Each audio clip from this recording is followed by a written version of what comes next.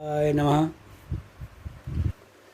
श्री श्री वैद्यनाथो विजयते तराम करोतु सा नः शुभहेतुरीश्वरी शुभानि भद्राण्यभिहन्तु चापदः।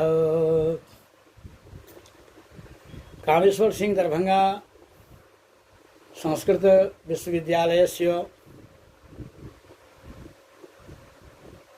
कुलपति महानुभावानाम् आदेशानुपालन प्रसंगे पुनश्च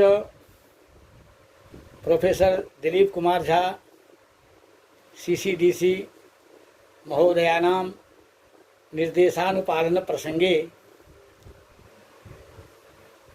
निर्देशमनुसृत्य ऑनलाइन कक्षा संचालनार्थं साम्प्रतं गिद्धोरस्थ श्री रावणेश्वर संस्कृत महाविद्यालयस्य प्रभारी प्रधानाचार्योऽहं देवर्षिनाथ पाण्डेयः समुपस्थितः।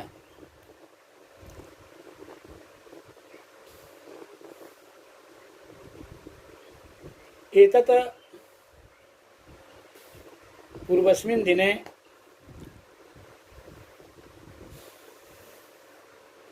अभिज्ञान शाकुन्तल नाम नाटकस्य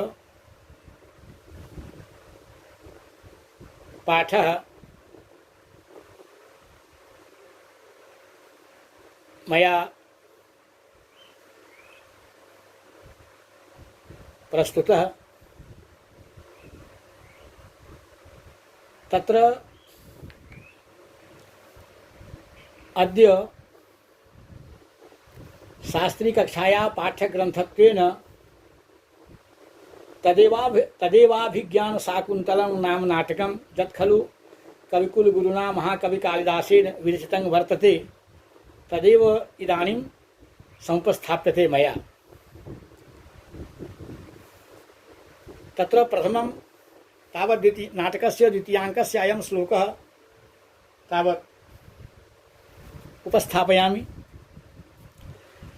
गाहन्तां महिखा निपानसलिलं शृङ्गेर्मुहुस्ताडितं छायाबद्धकदम्बकं मृगकुलं रोमन्थमभ्यस्यतु विश्रब्धं क्रियतां वराहपतिभिर्मुस्ताक्षतिः पल्वले विश्रामं लभतामिदं च शिथिलज्जाबन्धमस्मद्धनुः।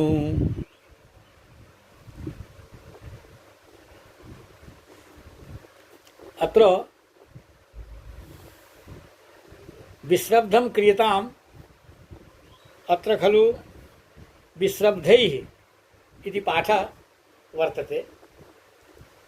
श्लोके यद्यपि विश्रब्धं वर्तते परञ्च तत्र निर्दिष्टं निम्नस्थाने यद् विश्रब्धैः पाठः स्वीकरणीयः। गाहन्तां महिखा निपान सलिलं श्रृंगेर्मुहुस्ताडितं छायाबद्ध कदम्बकं मृगकुलं रोमन्थमभ्यस्यतु विश्रब्धैः क्रियतां वराहपतिभिर्मुस्ताक्षतिः पल्वले विश्रामं लभतामिदं च शिथिलज्जाबन्धमस्मद्धनुः।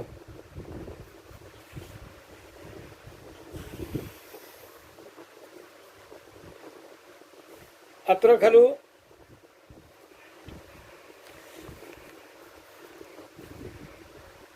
प्रसंगः प्रथमम् उपस्थापनीयः। आदौ अयं श्लोकः महाकवि कालिदास विरचितस्य अभिज्ञान शाकुन्तल नाटकस्य द्वितीयाङ्कात् समुद्धृतः। अत्र हि पद्ये श्लोके वा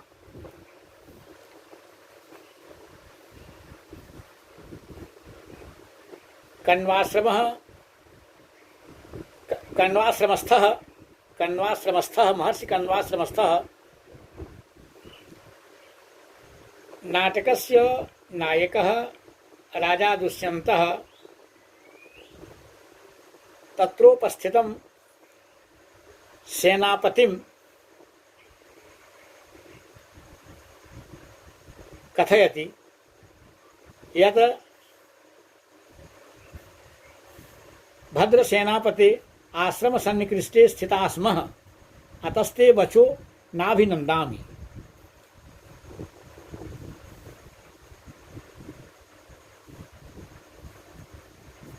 मृगया कार्य मृगयार्थम जदा खलु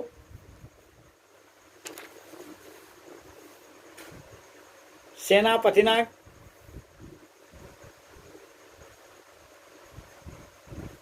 प्रेरितः राजा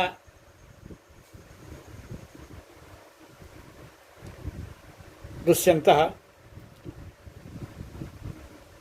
तदानीं नायकः कथयति, राजा दुष्यन्तस्तत्र कथयति सेनापतिं यत् आश्रम सन्निकृष्टे स्थिता स्मः वयं स्मः एतत् क्रिया इदम् अवगम्यते यत् वयम् अस्याः क्रियायाः कर्ता स्मः वयं भद्रसेनापते आश्रम सन्निकृष्टे स्थिता स्मः वयम् आश्रम सन्निकृष्टे स्थिता इदानीं वयम् आश्रम समीपे स्मः वयम् आश्रम समीपस्थाः इदानीं तस्मात् अतस्ते वचो नाभिनन्दामि।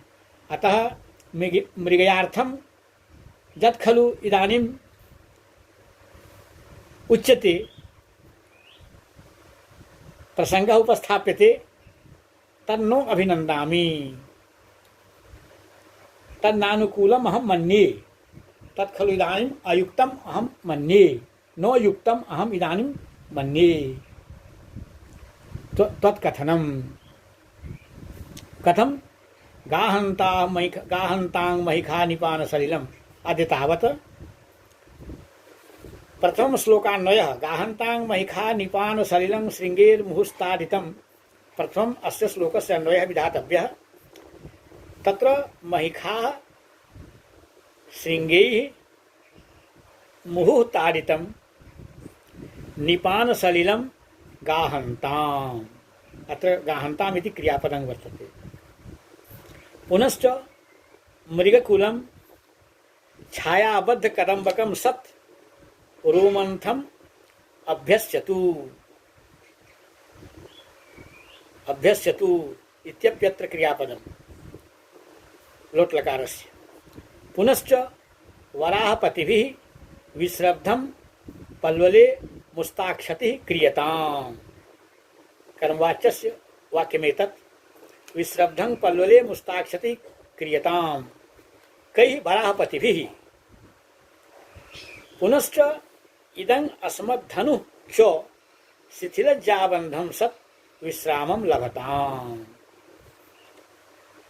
अत्र लोट्लकारस्यैव सर्वाः क्रियाः सर्वाणि क्रियापदानि लोट्लकारस्यैव विद्यन्ते।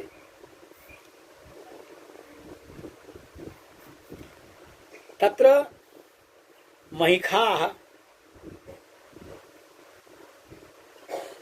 श्रृंगैः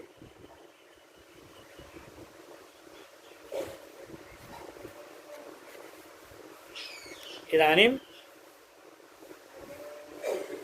महिखाः श्रृंगैः विषाणैः मुहुः बारं ताडितम् उत्फालितं निपानसलिलं गाहन्ताम् आलोडयन्तु निर्भयत्वात् यथेच्छं जलाशय जले यथेच्छं क्रीडन्तु महिखाः।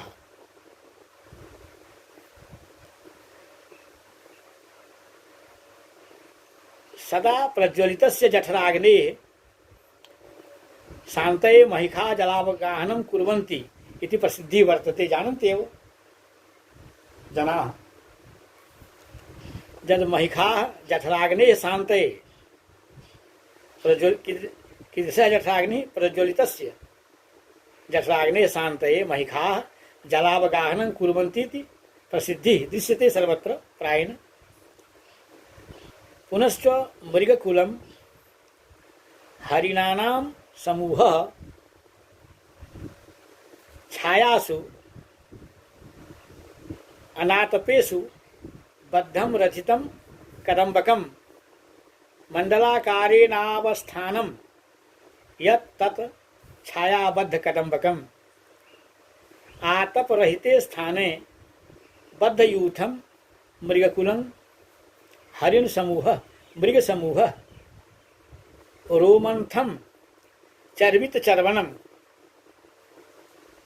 यत् पूर्वं चर्वितं तस्यैव चर्वणं विधीयते हरिणैः अन्यैश्चापि पशुभिः विधीयते दृश्यते सर्वत्र चर्वितचर्वणम् उद्गलितसस्पादिकवलचर्वणम् अभ्यस्यतु मुहुर्मुहुः करोतु बारं करोतु सम्पादयतु।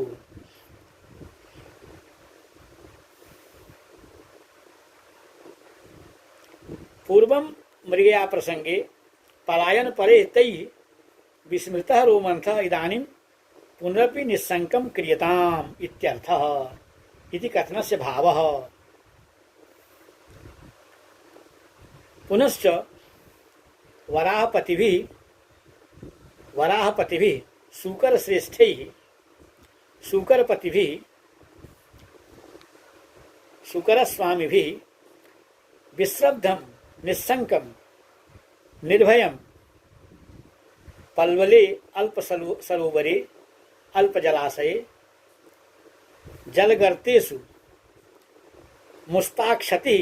मुस्ताक्षकन्दग्रहणाय तस्योत्खननं क्रियताम् विधीयताम्। कथ्यते यत् वराहाः प्रायः कर्दम विशिष्टे अल्पजले सरोवरे एव समयं यापयन्ति। ओष्ण्यातिरेकात् प्रसिद्धिः इदं मृगयार्थम् आरोपितज्जम् अस्मद्धनुश्च मम चापं च शिथिलः निरन्तरम् आकर्षणात् शैथिल्यमापन्नः जाबन्धः मौर्वीबन्धः जस्य तत् शिथिलजाबन्धं सत विश्रान्तिं लभताम् प्राप्नोतु।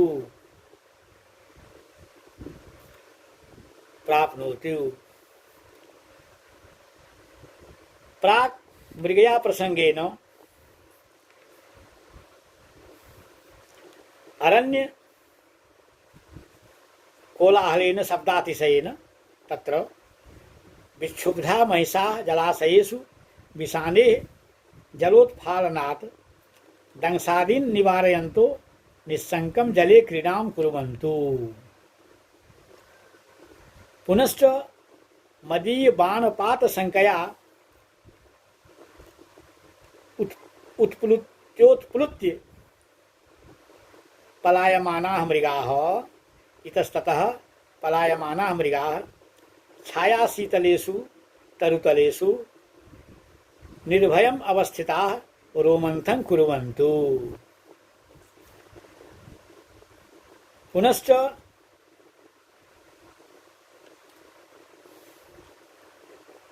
शूकराः अपि खातजलेषु वराहाः अपि खातजलेषु गर्तजलेषु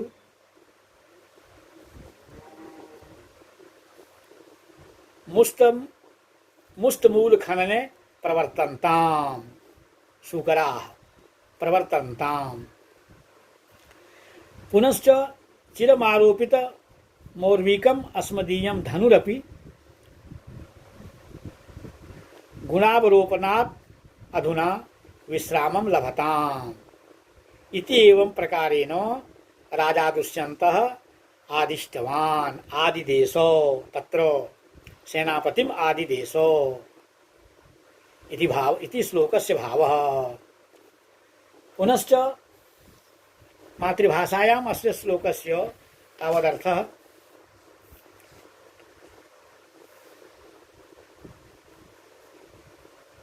वनवासी जो भैंस हैं, राजा ने सेनापति से कहा कि मैं पास हूँ तुम्हारे, अतः शिकार का जो तुम समर्थन कर रहे हो, मृगया क्या का जो तुम समर्थन कर रहे हो, उसका मैं अभी अनादर करता हूँ, उसको मैं स्वीकार नहीं करना चाहूँगा, क्योंकि हम लोग आश्रम के सन्निकटस्थ हैं, आश्रम के समीप में हैं, इसलिए तुम्हारी बातों का इस समय में समर्थन नहीं कर सकता किसी भी स्थिति में। इसीलिए आज हम चाहते हैं कि यहाँ जो जंगली भैंस हैं, वो सभी भैंसें जो हैं अपने सींगों से बार बार जल का तारण करते हुए जलाशयों में निर्भय होकर के जल क्रीड़ा करें, क्योंकि आज मुझे मृगया नहीं करनी है, शिकार नहीं करना है। और हरिण वृक्षों की सघन छाया में बैठकर सुखपूर्वक जो हैं वो हरिण जो हैं वृक्षों की छाया में बैठकर सुखपूर्वक जुगाली का अभ्यास करें, रोमंथ करें, चर्वित चरवण करें। प्रायः देखा जाता है कि इस तरह के पशु जो हैं पहले जो कुछ दाने या घास खाते हैं, खाने के बाद में बैठ करके छाया में, पत्तेदार वृक्षों की छाया में बैठ करके, सघन छायादार वृक्षों के नीचे बैठ करके जो चर्वित हैं, जो खा चुके हैं, उसका पुनः जो है वो चरवन करते हैं। उसी को रोमंथ कहा गया है, उसी का अभ्यास करें, क्योंकि आज मुझे शिकार नहीं करना है। और बड़े बड़े जो जंगली सूअर हैं, छोटे छोटे गड्ढों में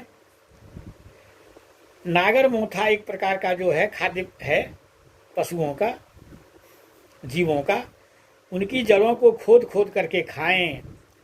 और मेरा जो यह धनुष है, चूँकि उसकी प्रत्यंचा जो है मैंने ढीली कर दी है, इसीलिए आज मेरा यह जो धनुष है वो धनुष भी जो है आज मेरा विश्राम करे।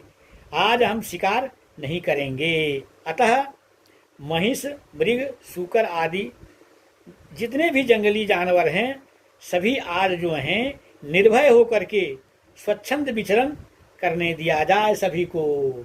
सभी स्वच्छंद रूप से आज जो हैं वन में विचरण करें। यही जो है इस श्लोक का जो है सो अर्थ हुआ मातृभाषा में। इसमें अनेक जो है अतिशयोक्ति है, स्वभावोक्ति है, अनुप्रास हैं, काव्यलिंगादि अनेक बहवः अलंकारा वर्तन्ते अत्र श्लोके।